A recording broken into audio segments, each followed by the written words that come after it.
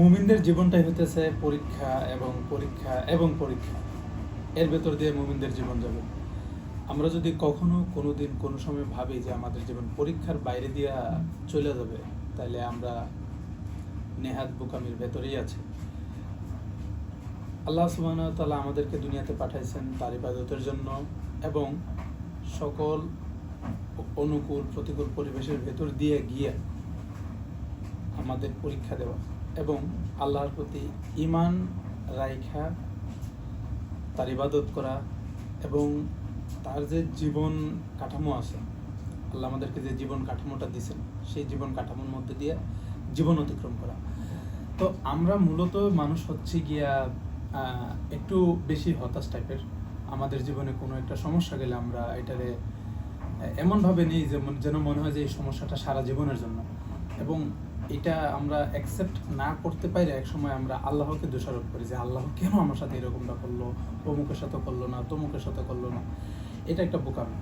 আল্লাহ যাকে ভালোবাসেন, যাকে পছন্দ করেন, তার জীবনে অনেক সমস্যা আসবে, তার অনেক পরীক্ষা দিতে হবে, এইটাই সত্য। আবার এর মানে এই না যে যাদের জীবনে পরীক্ষা নেই আল্লাহ তাদেরকে পছন্দ করেন না, এরকম না। আল্লাহ তাদেরকেও পছন্দ করেন।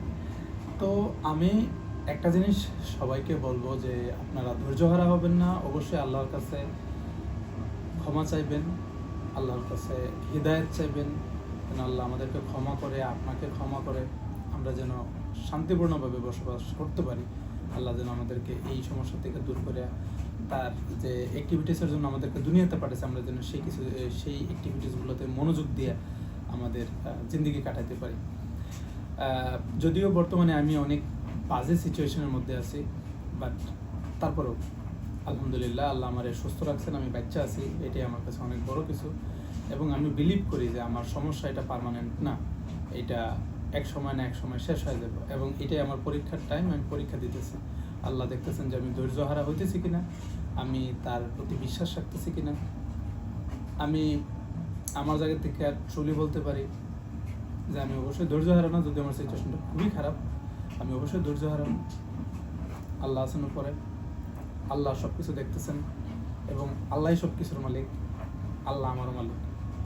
সো যাই হবে, যাই ঘটবে, যাই করবেন আল্লাহ অবশ্যই ভালো কিছু করবেন, ইনশাআল্লাহ, ইনশাআল্লাহ, ইনশাআল্লাহ।